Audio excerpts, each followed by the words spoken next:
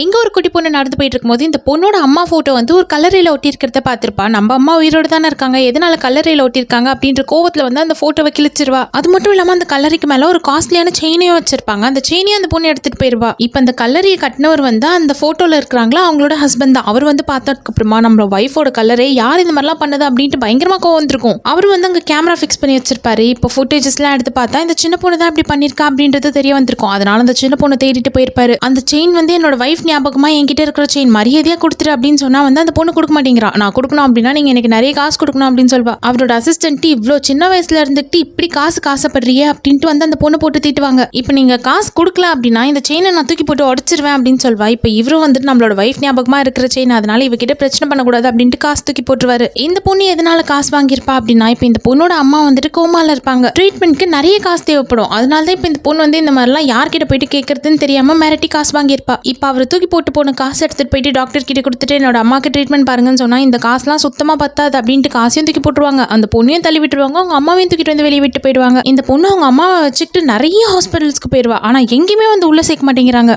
எதனால அப்படின்னா, இப்போ இந்த பொண்ணு வந்து ஒருத்தர்கிட்ட பிரச்சனை பண்ணி காசு வாங்கியிருப்பால, அவர் வந்துட்டு இந்த பொண்ணு அவளோட அம்மாவோட ட்ரீட்மெண்ட்காக தான் காசு வாங்கியிருக்கா அப்படின்றது தெரிஞ்சுப்பாரு. அவர் வந்து ரொம்ப பெரிய ஆள் தான். அதனால அவரோட இன்ஃப்ளூயன்ஸ் யூஸ் பண்ணி இந்த பொண்ணு வந்து எந்த ஹாஸ்பிட்டலையும் வந்து அவங்க அம்மாவை சேர்க்க கூடாது அப்படின்ட்டு பண்ணிடுவாரு. இந்த பொண்ணுக்கு என்ன பண்றதுனே தெரியல, எங்க போனாலும் சேர்த்துக்க மாட்டேங்கிறாங்க. அதனால இப்போ இவர்கிட்டயே போயிட்டு மன்னிப்பு கேட்டு அவர்கிட்ட இருந்து ஒரு அப்பாலஜி லெட்டர் வாங்கிட்டு போனா கண்டிப்பா சேர்த்துப்பாங்க அப்படின்ட்டு போயிட்டு அவரோட காரை மறைச்சிருவா. முட்டி போட்டு அழுது ரொம்ப கெஞ்சிக்கிட்டு இருப்பா. தயவு செஞ்சு வந்து இந்த லெட்டர்ல கையெழுத்து போட்டு கொடுங்க, இந்த லெட்டர் இருந்தாதான் நான் போயிட்டு ஹாஸ்பிட்டல்ல கொடுத்துட்டு எங்க அம்மாக்கு ட்ரீட்மெண்ட் பார்க்க முடியும் அப்படின்னு சொல்வா. ஆனா அவர் வந்து இவ எவ்வளவு திமிரா நடந்துக்கிட்டா, அதனால அந்த கோவத்துல வந்துட்டு அப்படியே லெட்டர் கிழிச்சு போட்டுருவாரு. ஆனா என்ன இருந்தாலும் அவருக்கு மனசே கேட்க மாட்டேங்குது. என்னதான் இந்த பொண்ணு பண்ணது தப்பா இருந்தாலுமே அவங்க அம்மாவை காப்பாத்த தானே பண்ணா, சரி ஹாஸ்பிட்டலுக்கே போயிட்டு ஹெல்ப் பண்ணலாம் அப்படின்ட்டு அந்த பொண்ணு கார்ல உட்கார வச்சுக்கிட்டு ஹாஸ்பிட்டல் கிளம்பி போவாரு. இப்ப அங்க இருக்கிற வாட்ச்மேன் வந்துட்டு இவங்க அம்மாவை ரொம்ப நேரமா வீல் சேர்ல உட்கார வச்சிருக்கிறத பார்த்திருப்பாரு. இது யார் இங்க வந்து உட்கார்ந்து இருக்கிறது அப்படின்னு சொல்லிட்டு அவங்க அம்மாவை அப்படியே வீல் சேரோட கொண்டு வந்து வெளியே தள்ளி விட்டுருவாங்க. அதை வந்து அவரும் பார்த்துருவாரு. பார்த்தா இப்ப இவரோட வைஃப் வந்து இறந்து போயிட்டாங்க அப்படின்னு தான் இவரும் இவ்வளவு நாளா நினைச்சிட்டு இருப்பாரு. ஆனா அவங்களோட வைஃப் வந்து இறந்தலாம் போல கோமால தான் இருந்திருப்பாங்க. நம்ம வைஃப் இன்னும் உயிரோட தான் இருக்கிறாங்க, இது நம்மளோட குழந்தை தான் அப்படின்றது தெரிஞ்ச உடனே அவசர அவசரமா ஹாஸ்பிட்டலுக்கு தூக்கிட்டு ஓடுவாரு. இப்ப அவரோட இன்ஃப்ளூயன்ஸை யூஸ் பண்ணி அவரோட வைஃபையும் காப்பாத்திடுவாரு. கடைசியில 3 பேரும் வந்து குடும்பமா ஒன்னாவும் சேர்ந்துருவாங்க.